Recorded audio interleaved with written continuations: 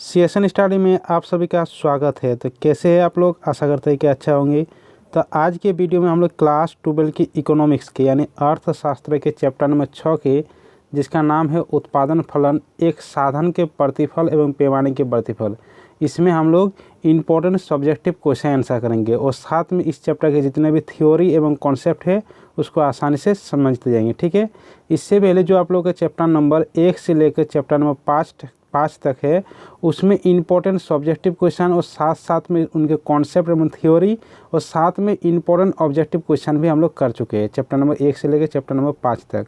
और वो वाला वीडियो आप लोग नहीं देखे हैं तो जाकर देख लीजिएगा। तो आज के वीडियो में चैप्टर नंबर 6 के इम्पोर्टेंट सब्जेक्टिव क्वेश्चन आंसर करेंगे। तो चलिए शुरू करते हैं। जैसे कि एक नंबर प्रश्न है कि उत्पादन क्या है। तो उत्पादन क्या है, ये प्रश्न हम लोग चैप्टर नंबर 1 में भी पढ़े हैं, जिसमें जो था आप लोगों का चैप्टर व्यष्टि अर्थशास्त्र एक परिचय, इसमें हम लोग उत्पादन, उपभोग, विनिमय इस सब पढ़े हैं।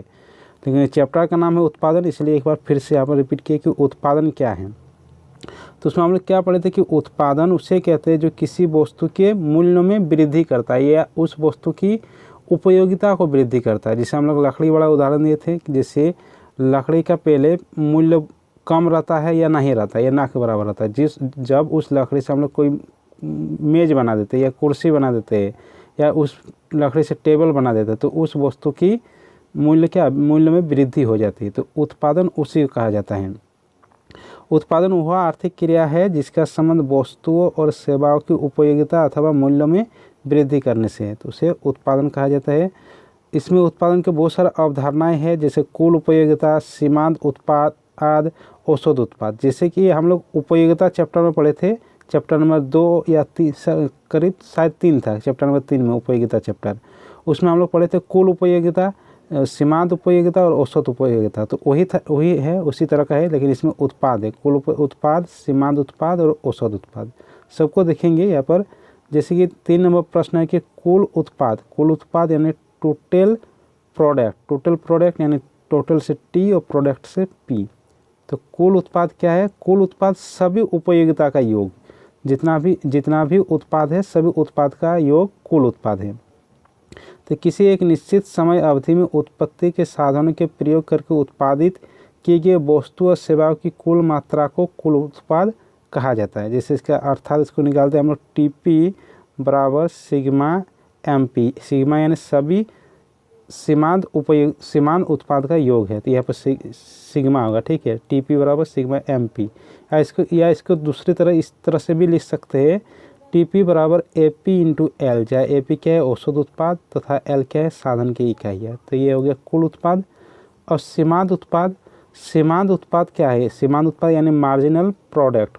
तो मार्जिनल से एम और प्रोडक्ट से पी, या इसीलिए सीमांत उत्पाद को शॉर्ट में एमपी कहा जाता है। तो सीमांत उत्पाद क्या है? किसी परिवर्तनशील साधन की एक अतिरिक्त इकाई का या कम इकाई के प्रयोग करने से कुल उत्पाद में जो अंतर आता है, उस इकाई को सीमांत उत्पाद कहते हैं। जैसे किसी वस्तु का उत्पाद हो रहा है पहले 2, फिर 5, फिर मान लेते 10, फिर 8। तो यहाँ पर 2 से 5 कितना अंतर आ रहा है? 3। तो ये 3 है क्या? सीमांत उत्पाद यानी एमपी है ये। फिर 5 से 10 कितना अंतर आ रहा है? 5। तो ये 5 यहाँ पर एमपी है। फिर 10 से 8 कितना अंतर आ रहा है? -2। तो ये -2 है सीमांत उत्पाद यानी या मार्जिनल प्रोडक्ट एमपी है। ठीक है, इसको सीमांत उत्पाद कहा जाता है। सीमांत उत्पाद को इस तरह से भी निकाल सकते हैं, जैसे कि यहाँ पर दिखाए, सीमांत उत्पाद यानी MPN equal TPN minus TPN -1, यानी जहाँ एमपीएन क्या है? एनबी इकाई के सीमांत उत्पाद, टीपीएन यानी एन इकाई के कुल उत्पाद, और टीपीएन -1 यानी एन -1 इकाई के कुल उत्पाद। जैसे 2, 5, 8 है। ठीक है, कुल उत्पाद। इसमें दूसरा इकाई के हम लोग अगर सीमांत उत्पाद निकालेंगे तो 5, ये 5 उसके पहले की इकाई -2, तो 3 होगा। तो इस तरीके से सीमांत उत्पाद निकालती है। या इसकी दूसरा इस तरह से भी निकाल सकते हैं कि एमपी बराबर delta TP divide delta L, जहाँ डेल्टा टीपी है कुल उत्पादन में परिवर्तन, डेल्टा एल है परिवर्तनशील साधन की इकाइयों में परिवर्तन। ये था सीमांत उत्पाद। अब अगला प्रश्न जैसे कि 5 नंबर में है कि सीमांत उत्पाद तथा कुल उत्पाद में संबंध। सीमांत उत्पाद एवं कुल उत्पाद में क्या संबंध है? तो जैसे कि यहाँ पर है, जैसे यहाँ पर साधन है, भूमि लिए जिसमें जो स्थिर साधन है, स्थिर साधन सभी एक जैसा रहेगा, एक समान रहेगा, इसीलिए इसमें एक एक एक है। ये साधन भी जो श्रम है परिवर्तनशील साधन, इसमें परिवर्तन हम लोग कर सकते हैं। ये कुल उत्पाद है टीपी, जिसमें पहले है 0, फिर 40, फिर 90, फिर 130, फिर 160, फिर 180, फिर 180, फिर 160। ये है सीमांत उत्पाद, ठीक है। तो देखिए इसमें एक चीज़ आप लोग देखिए, जब सीमांत उत्पाद यहाँ से देखिए 40 से स्टार्ट कीजिए, इधर 20 तक जाइए, तो ये सब क्या है, प्लस में है। तो जब सीमांत उत्पाद धनात्मक में है तब कुल उत्पाद क्या बढ़ रही है। तो इसमें एक यही संबंध है कि सीमांत उत्पाद जब धनात्मक होती है तब कुल उत्पाद यहाँ पर बढ़ती है। उसके बाद जब सीमांत उत्पाद 0 होती है, देखिए यहाँ पर सीमांत उत्पाद जब 0 है तब कुल उत्पाद क्या है, 180 है, जो कि सबसे ज़्यादा है। तो सीमांत उत्पाद जब 0 होती है तब कुल उत्पाद सबसे अधिक होती है। और जब सीमांत उत्पाद देखिए अब -20 है, जब सीमांत उत्पाद ऋणात्मक में होती है तब कुल उत्पाद घटती है। यानी 3 संबंध बन रहा है। क्या संबंध बन रहा है, जब सीमांत उत्पाद यानी एमपी जब पॉजिटिव में होती है तब कुल उत्पाद बढ़ती है, कुल उत्पाद बढ़ती है, ठीक है। दूसरा संबंध क्या हो रहा है, एमपी जब 0 हो रहा है, सीमांत उत्पाद जब 0 हो रही है तो कुल उत्पाद यानी टोटल प्रोडक्ट टीपी क्या हो रहा है, महत्तम हो रहा है, यानी मैक्सिमम हो रहा है। दूसरा संबंध ये हुआ।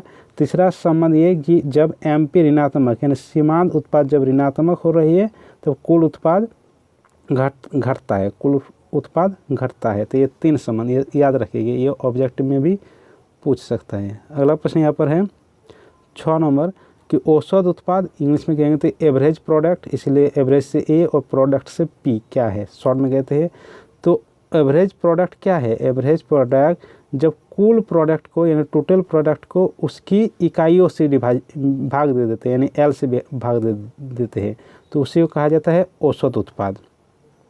तो कुल उत्पाद को परिवर्तनशील साधनों से भाग देने पर जो राशि प्राप्त होती है उसे औसत उत्पाद कहा जाता है। अर्थात AP बराबर TP डिवाइड L, या AP क्या है, औसत उत्पाद, TP है कुल उत्पाद और L क्या है, परिवर्तनशील साधन की इकाई, ठीक है। ये है औसत उत्पाद। देखिए औसत उत्पाद है वो कभी भी मतलब ऋणात्मक या शून्य में नहीं होता, हमेशा ये धनात्मक में होता है, ठीक है। अगला प्रश्न है 7 नंबर। 7 नंबर प्रश्न है कि उत्पादन फलन क्या है।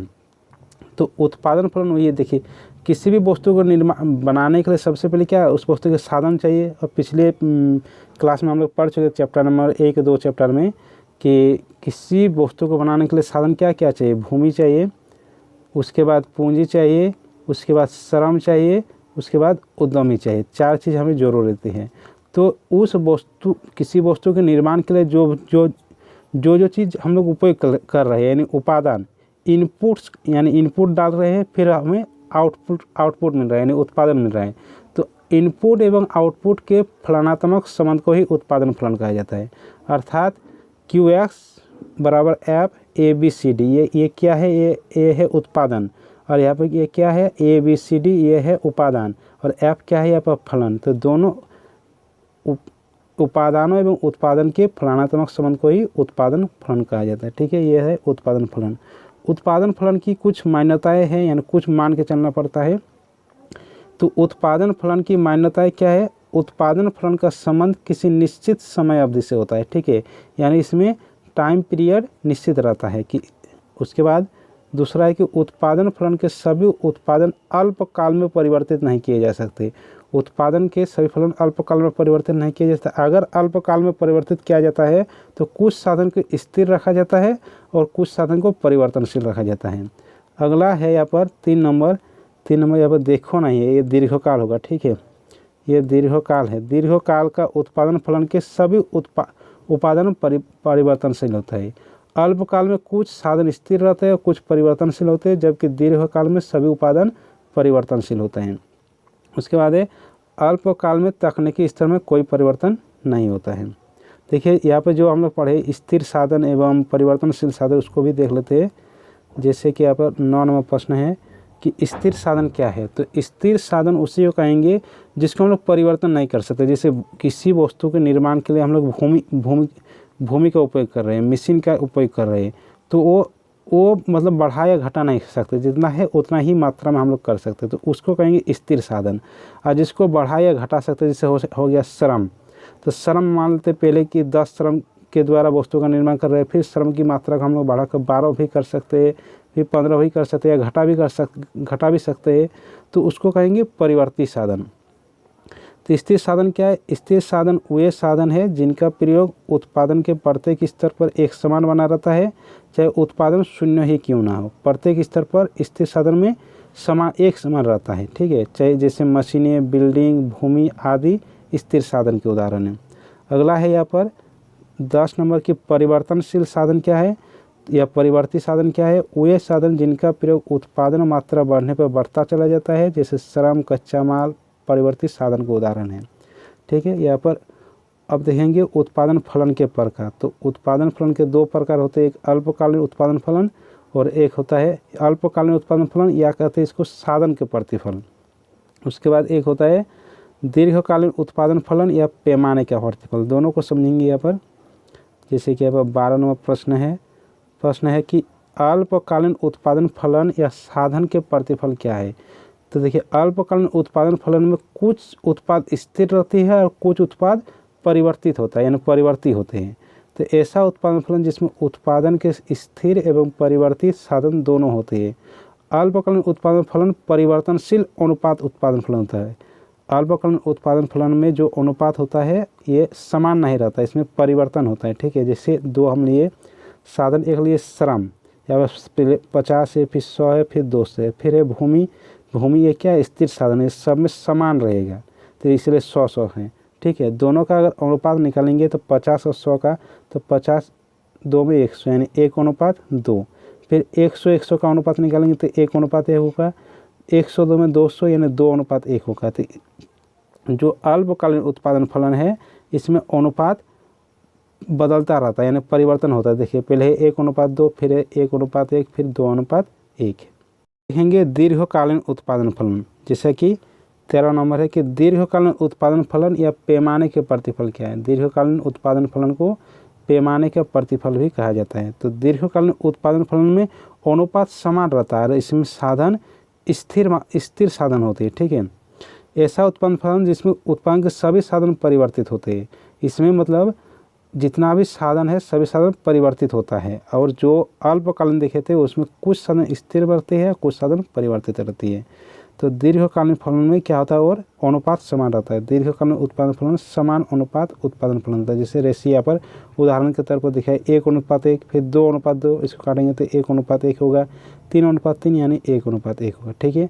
तो अल्पकालीन उत्पादन फलन में अनुपात बदलता है, दीर्घकालीन में अनुपात नहीं बदलता है। और अल्पकालीन में उत्पादन के फलन स्थिर एवं परिवर्तित होती है और दीर्घकालीन में सभी साधन परिवर्तित होती है, ठीक है।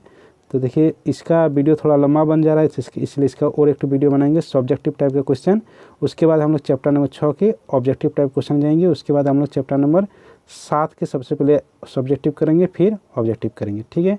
सभी दोस्तों के साथ इस वीडियो को शेयर कर दीजिए। वीडियो में अगर नए हैं तो चैनल को सब्सक्राइब कर दीजिए, साथ में बेल आइकन को दबा दीजिए। चलिए मिलते हैं अगले वीडियो के साथ।